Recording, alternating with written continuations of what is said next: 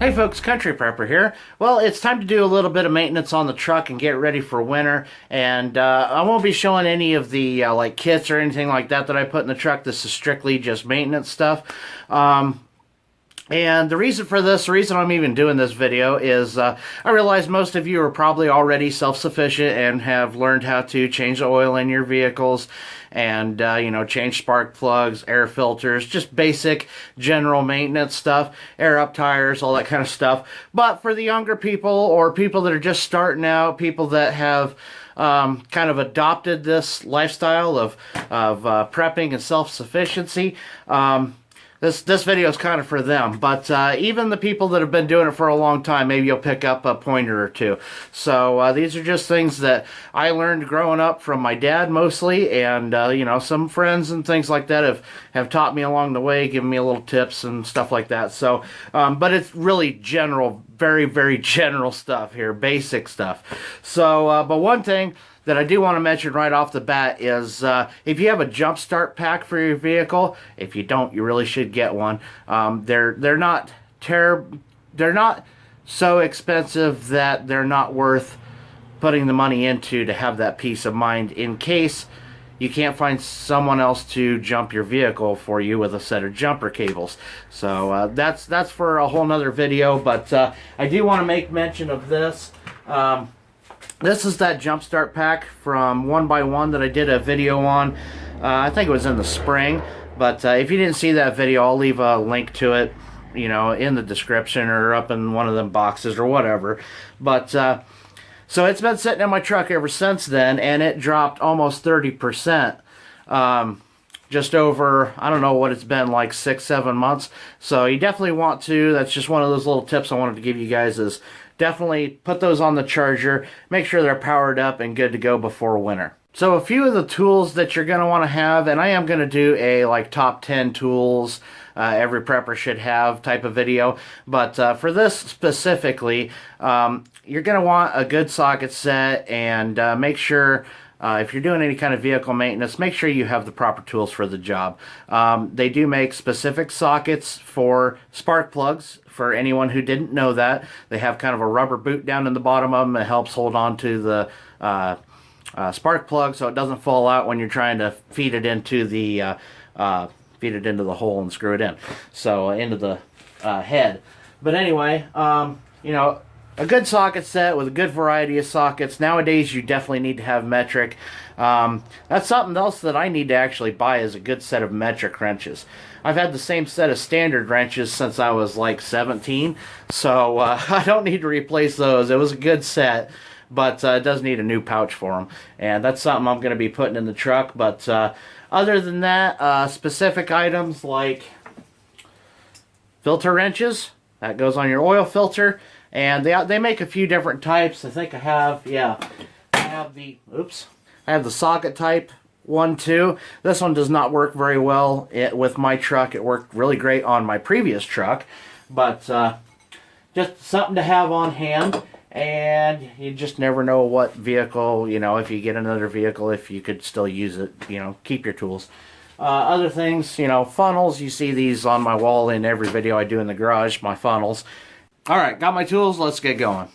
Okay, so one of the first things that I do is check my air filter, and this one is probably going to need to be replaced pretty soon, but I blew it out with the air compressor. It'll be fine for, you know, a couple months anyway until I need another oil change. So just definitely check on it, make sure there isn't a bunch of debris in it, or you know, you can blow it out with the air compressor and extend the life of it a little bit.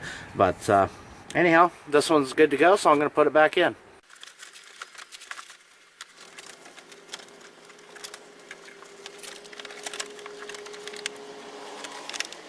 One other thing that I forgot to mention is one of the things you'll want to have is a good oil pan, something with a spout on it so you can drain it. I usually drain them back into the big jug of oil that I get, and then you can go have that recycled at auto parts stores and places like that. Alright guys, well I kind of started without you. I had to get the oil filter out of there, and it is a huge pain in the ass in this truck to get the oil filter out. So that's draining right now, and once that stops dripping, I'll be pulling the oil plug out of there. I already got the socket picked out, and one thing you want to know is definitely make sure you use the right size socket. Don't use a crescent wrench or channel locks or anything like that. Use the right size socket or a wrench, because you strip that out and it's going to be a pain in your ass. You don't want that.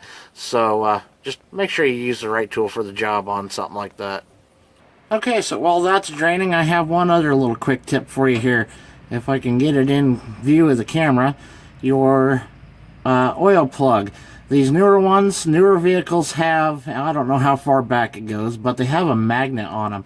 And you want to check that to make sure there isn't any metal filings or shavings or anything hanging off of that magnet. If there is, you've got engine problems. Another thing is, do not set your oil plug on the ground. You do not want to get any debris or any dirt or anything on the threads of that oil plug. So, just a couple little things to keep in mind. Once this quits draining, I'll be back. Well, we're back. And so one little quick tip that I want to give you guys is when you go to put your oil plug back in, make sure you can thread it in with just your fingers for about at least 3/4 of the way before you ever put a wrench or a socket on it. Just absolutely make sure you don't cross thread those. And one more thing. Before you ever put an oil filter back on, make sure that rubber ring, that seal, make sure that is on there.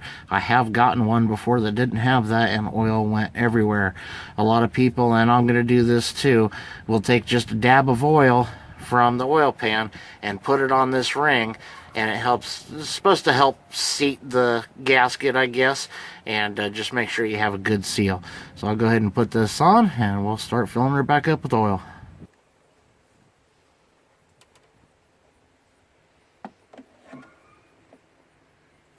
Okay, so while that oil is draining, I usually, with them bigger jugs, I'll stick them in the funnel like that and just let them drain for a while, because, you know, you want to get every drop out of them you can. But this next little thing I want to talk about is things that are specific to people that live in the colder climates in the winter. And one thing is, and I'll be showing this in another video, but I always keep a couple of bottles of heat in my truck for the winter time, because well, when I was a kid, my dad had a truck that if you filled up on a certain type of gas from a certain gas station, I'm not going to say which one it is because it's a pretty major one and I don't want to get sued or anything like that, but he kept getting water in his fuel and it was screwing up his fuel filters, and he was having to carry, the fuel filter was freezing up is what was happening. That's how much water there was in the fuel. So so he had to constantly be changing fuel filters, and so just keeping a few bottles of this on hand will alleviate that problem if you have any troubles with your fuel filters freezing up or anything like that. So that's just one of those things. The next thing I want to talk about is antifreeze. Some people don't realize this, but antifreeze comes in a couple different ways. You can get it straight antifreeze, or you can get 50-50 blend like this is. I keep a full sealed jug of this in my truck in the wintertime, and that's just in case something happens. You blow a hose or get a hole in a hose or something stupid and you get low on antifreeze, your truck starts to overheat. You're going to need something to help back you up. Now you can take the straight antifreeze and mix it half and half with water. Now the reason for that is because straight antifreeze will actually freeze. 50-50, it has a lower temperature rating. And so this next thing that I want to talk about is, get you one of these. It's an antifreeze tester if you don't know about that. Coolant tester, it says on the back. And what this does, you stick it down in your reservoir or straight in the radiator. Straight in the radiator is better if you can get to it, but not all vehicles allow that. So you stick that little hose down in there, squeeze the ball, pull some antifreeze up in here, and it will tell you what rating, how good your antifreeze is, how well it's mixed, what temperature you're good to. So a lot of times, well, let's just go ahead and test mine. before you ever pull the cap off of your reservoir or your radiator, make sure the engine is cooled down, because there is pressure in there, and that will throw hot antifreeze all over you and scald the crap out of you. You don't want that. So my engine's cooled off, nothing to worry about. So like I said, you just stick the hose down in there, fill this thing just as full of antifreeze as you can get it.